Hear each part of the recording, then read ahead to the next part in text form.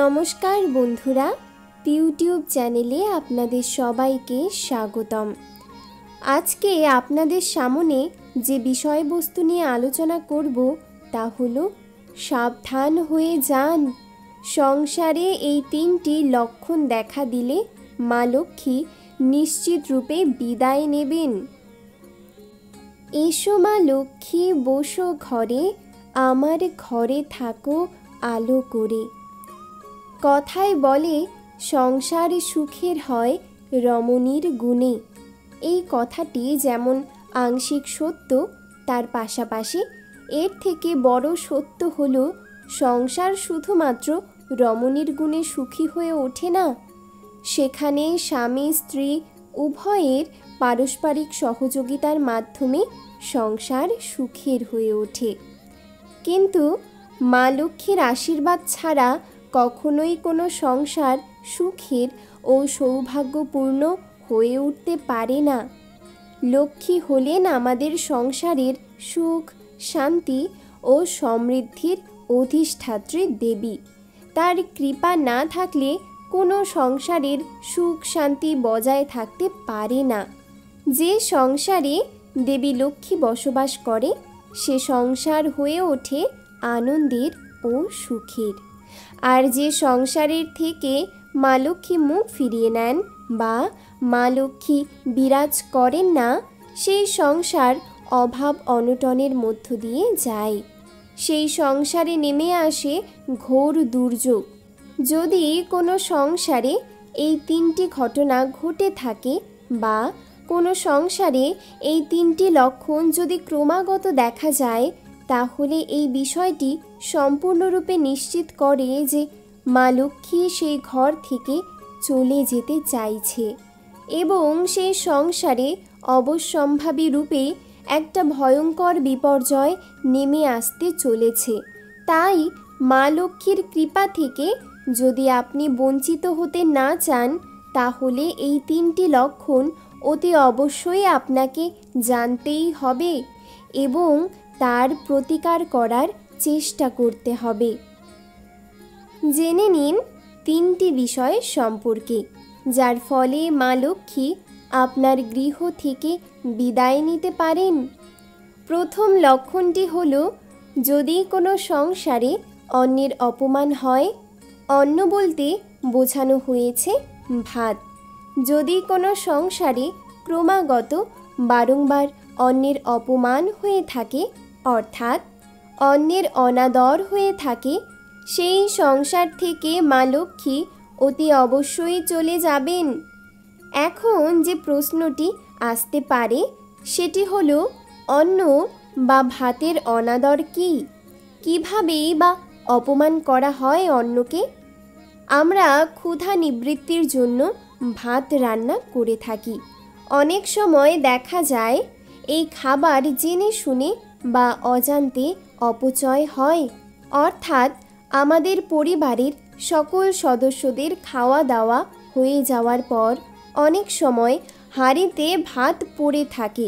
এই ভাত অনেক সময় নর্দমায় অথবা বাইরে ফেলে দেওয়া হয়। একেই বলা হয় অন্নের অপচয়। আবার এই রকমটা অনেক সময় দেখা যায়, সংসারের রাগারাগি যখন হচ্ছে তখন কেউ কেউ ভাতের থালা ছুঁড়ে ফেলে দিচ্ছেন। এটাকেও কিন্তু বলা হয় অন্যের অপমান।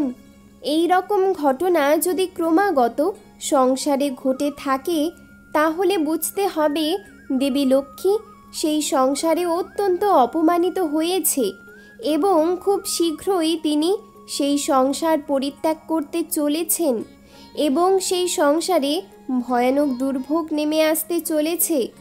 সুতরাং এ বিষয়ে যথেষ্ট সাবধানতা মেনে চলা প্রয়োজন।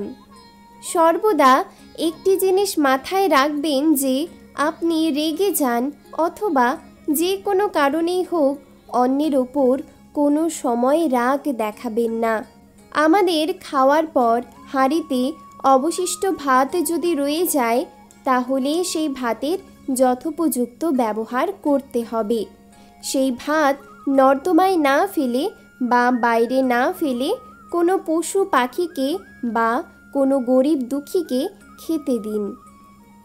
দ্বিতীয় বিষয়টি হলো, যে সংসারে কথায় কথায় দ্বন্দ্ব ঝগড়াঝাটি লেগেই থাকে, সেই সংসারে এই বিষয়টি কিন্তু ইঙ্গিত বহন করে যে সেই সংসারে ঘোর দুর্দিন এগিয়ে আসছে। অনেক সময় দেখা যায় সামান্য ঝগড়াকে কেন্দ্র করে স্বামী স্ত্রীর মধ্যে তীব্র ঝগড়া শুরু হলো এবং সেই ঝগড়ার রেশ দীর্ঘদিন ধরে রইল।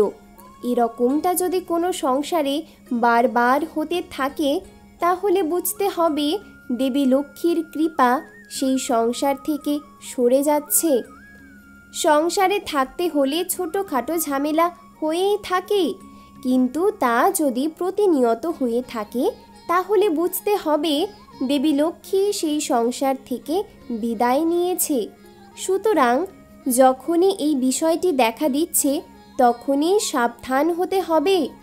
কোনো এক পক্ষকে ঝামেলা মিটিয়ে নিতে হবে।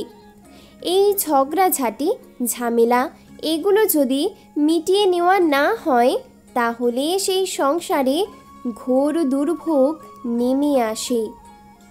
এরপর আসব তৃতীয় বিষয়টিতে। এই ঘটনাগুলো বাড়িতে প্রতিনিয়ত যদি দেখা যায়, তাহলে নিশ্চিতভাবে ধরে নিতে হবে মা লক্ষ্মী সেই বাড়ি থেকে বিদায় নিয়েছেন।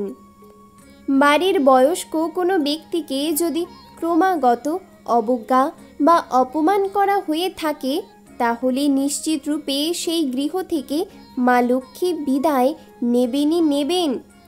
অনেক সময় দেখা যায় সন্তান বড় হওয়ার পরে মা বাবাকে দেখে না।